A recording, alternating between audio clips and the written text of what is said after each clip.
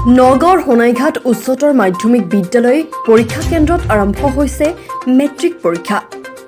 Covid সৃষ্ট পৰিৱেশৰ পিছত আজি সমগ্ৰ অসমৰ লগতে নগাঁৱৰ বিভিন্ন কেন্দ্ৰত অনুষ্ঠিত হৈছে অসম হাইস্কুল আৰু হাই মাদ্ৰাছা শিক্ষান্ত পৰীক্ষা।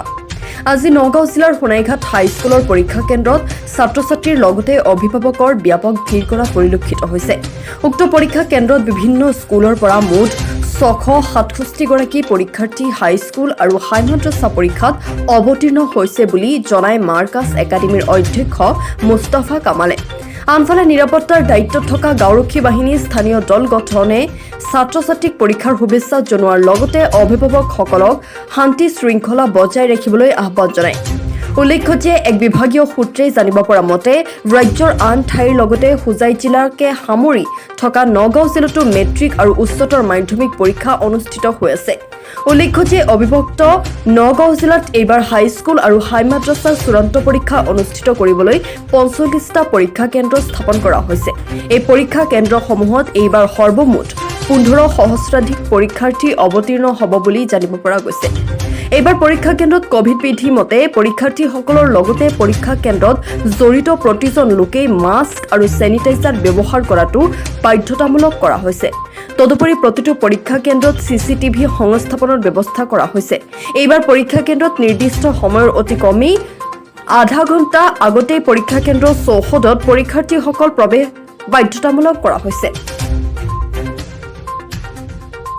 আজি এটা শুভ দিন সকলোৰে কাৰণে, বিশেষকৈ পেৰেণ্টছসকলৰ কাৰণে, কাৰণ যোৱা বছৰ এই কোভিড প্ৰট'কলৰ কাৰণে এক্সাম হোৱা নাছিলে, মেট্ৰিকত এক্সাম হোৱা নাছিলে। এইবাৰ সমগ্ৰ অসমৰ লগতে আমাৰ সোণাইঘাট হাইস্কুল প্ৰাংগণতো আজি আমাৰ চেণ্টাৰত এক্সাম ষ্টাৰ্ট হৈছে। ঠিক সময়মতে আৰম্ভ হৈছে আৰু প্ৰশাসনৰ ফালৰ পৰা ইয়াত সম্পূৰ্ণ সহযোগিতা আগবঢ়াইছে। পৰিচালনা সমিতিয়ে ইয়াত সম্পূৰ্ণ সহযোগিতা কৰিছে আৰু আমাৰ এই অঞ্চলৰ পেৰেণ্টছসকল শান্তশিষ্ট, ঠিক টাইমত আহিছে, ল'ৰা ছোৱালী ভিতৰত সোমাইছে, ইতিমধ্যে এক্সাম ষ্টাৰ্ট হৈছে। আৰু এইবাৰ একেবাৰে হায়েষ্ট আমাৰ কাৰণে 667জন ষ্টুডেণ্ট এইবাৰ সোণাইঘাট হাইস্কুল চেণ্টাৰত এপিয়াৰ হৈছে। তেওঁলোকে এক্সাম দিবলৈ এতিয়া সোমাইছে, এক্সাম দি আছে। আমি সকলো ৰাইজৰ সহায় সহযোগিতা কামনা কৰিলোঁ আৰু পেৰেণ্টছসকল যাতে শান্তশিষ্টভাৱে ল'ৰা ছোৱালীবিলাকক টাইমমতে লৈ আহে আৰু এক্সাম দিয়ে আৰু ইয়াত যাতে কোনো গাড়ী মটৰৰ যান জঁট নহয়, সেই ক্ষেত্ৰত ইয়াত যিসকল লোকেল VDPৰ সদস্যসকল আছে বা অন্যান্য আমাৰ সমাজসেৱামূলক সংগঠন আছে, সকলোৱে ইয়াত সহযোগিতা আগবঢ়াইছে।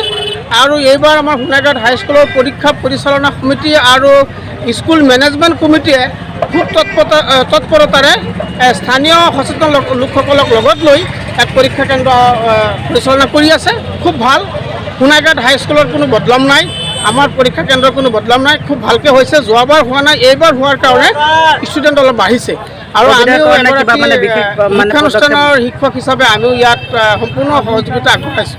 কোভিডৰ বাবে কি ব্যৱস্থা গ্ৰহণ কৰিছে? কোভিডৰ বাবে ইয়াত যিসকলৰ ডাবল ভেকচিন লোৱা আছে তেওঁলোকক আগতীয়াকৈ আমি ইনফৰ্ম কৰিছোঁ ষ্টুডেণ্টবিলাকক, আৰু ষ্টুডেণ্টৰ যিসকল নিজৰ অনুষ্ঠানৰ যিসকল টিচাৰ আছে তেওঁলোকে ডাবল ভেকচিন ল'ৰা ছোৱালীবিলাকক দিছে আৰু ভেকচিন চাৰ্টিফিকেট লগত আছে।